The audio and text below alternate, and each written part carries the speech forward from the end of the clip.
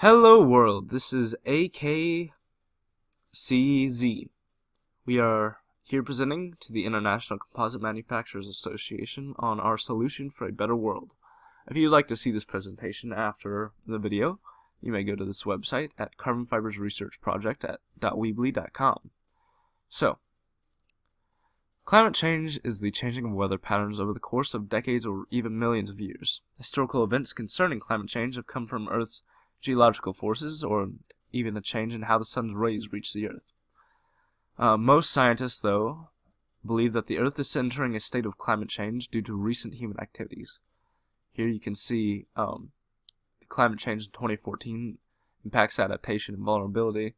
If you'd like to watch this video, please just go to the website here. And yeah. So down here below the video you can see the average stats, climate change outlook, and human impact. So, average stats, the last 9 years have been the hottest years on record. Since 1958, the presence of CO2 in our atmosphere has increased by 24%.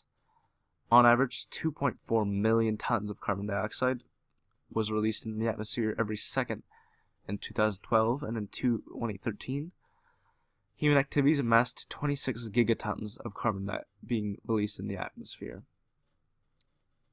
Our climate change, a lot of scientists believe we are in the 6th mass extinction. Obviously, there have been 5 others, resulting in just complete change in the world. In this, they believe 70 to 99% of Earth's flora and fauna will die out over a period of time. The human overdependence on fossil fuels, which make up 30% of carbon emissions and 72% of global power generation, is a significant factor to this. Human impacts. 95% of current climate change occurs as a result of human activities. Anthropogenic activities include deforestation, industrial manufacturing, extreme carbon usage, and those are just some common factors. 2/3 of global carbon emissions since 1950 have been a result of burning coal and petroleum, our current fossil fuels, and these are non-renewable resources. So, if you would like to know about our project, our product, it is the carbon fiber, and we're going to tell you how we make these in this about page, which you can see right here. So, the carbon fiber, what is it? A carbon fiber are materials of carbon atoms that are 5 to 10 micrometers in diameter. These fibers are used to make composite materials because of its multi-purpose durability and other impressive qualities, which include high strength, high tensile strength, some chemical resistance, low weight, and high temperature tolerance. 90% of carbon fibers are formed through a process called polyacrylate, a type of radical vinyl polymerization. Here's another video explaining the carbon fiber in greater detail. I only have a limited amount of time, so I'll leave that to your own time. But our product, this is the main focal point, is STEM. The STEM initiative, our product, is a modified method of research conducted by Stuart Litch in mid-2015, known as the Solar Thermal Electrochemical Process, or, as I told you, STEM. Specifics, it is a system that, using solar-powered setup, that runs volts of electricity through molten lithium carbonate mixed with lithium oxide dissolved inside the vat.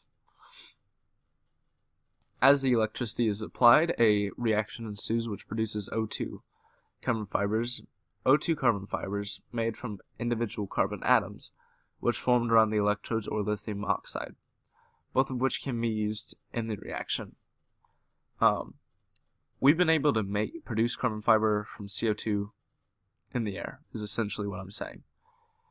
The cost efficiency. There are other products like this, but currently 10 grams of carbon fiber produced in this method costs around $25,000.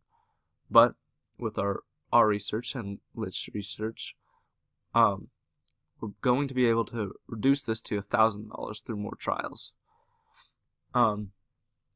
Hopefully with funding from the IGCC, we hope to be able to make this a lower cost.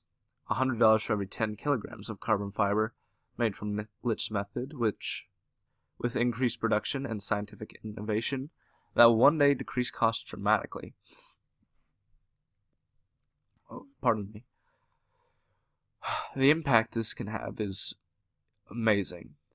This method of production can work wonders to the Earth and our economies, as there is increasing demand for carbon fibers such as aerospace industry and high-tech sports industry. This method of production can produce an unlimited supply of carbon fiber. Researchers in this experiment also made note that they predict if the production of carbon fiber with this method occurred within an area 10% of the size of the Sahara Desert, which is, Sahara Desert is huge, but 10% of that is a dramatically small area. They may be able to lower the CO2 levels in the atmosphere to pre-industrial levels within 10 years, which is absolutely extraordinary. If you think about it, if humans just stopped producing carbon at this very moment, it would take Mother Nature about roughly 30 years to get it to this level. So if we can do this, help Mother Nature out, clean up the atmosphere, it'd be absolutely extraordinary. These are the sort of things that carbon fibers can make. Got some windmills here, which produce more energy, some nice cars, and some very high-tech sports equipment, such as these Lotus bikes. If you'd like to see more, come and click view more, and you'll see some more products carbon fibers produce. If you'd like more information just on climate change and the carbon fiber, come to more information. These are just some extra facts. We're going to show you the positive and negative. We don't want to sugarcoat anything. We don't want to lie to you. We want you to know exactly what you're getting. So some positive effects on the environment are, in all, the environment is going to be healthier due to this. There's going to be less waste in the areas such as forests and swamps. The air is going to be so much cleaner, less pollutants, which, as you know, pollutants can cause extreme cancerous mutations in wildlife and humans, basically any living creature. And as I just stated, wildlife will have a much better chance of survival. Now, there are some negative effects. The cleanup efforts can be, at this moment, detrimental, but hopefully with funding and more research, we'll be able to make this a much safer and cleaner effort. And some groups may try to work around the regulations and do damage to the environment anyway. Obviously, we can't control everything, but we'd have to really crack down on our regulations. As you know, a lot of companies will be selfish and won't really care about what they're doing, what they're hurting, as long as they get a profit. So we have to really monitor in factories and different industries. Forgot the word there for a minute. Terribly sorry about that. So yes, the human positives: access to cleaner drinking water. About 3% of our current drinkable water is clean to drink, and only about 10%, if I have my statistics right, of all of Earth's liquid water is drinkable. No, just all of Earth's H2O is drinkable. We're going to be much healthier, not exposed to as many harmful pollutants, as I just said, cause cancerous mutations. And we can enjoy nature. Who doesn't love a nice walk in the mountains, through the woods, on the coast? And this will just clean it all up. There are some negatives. Some humans may be banned from doing certain activities that hurt the environment. Obviously, we can't only just clean this up, but we have to keep it clean. Can't just keep going on. And people may rely on resources only available in certain areas.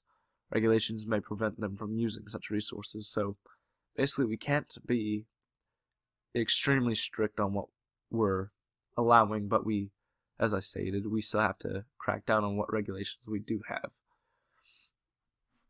I'm going hoarse. Our economy is humans in total, not just America, not just China, and so on, whoever you represent.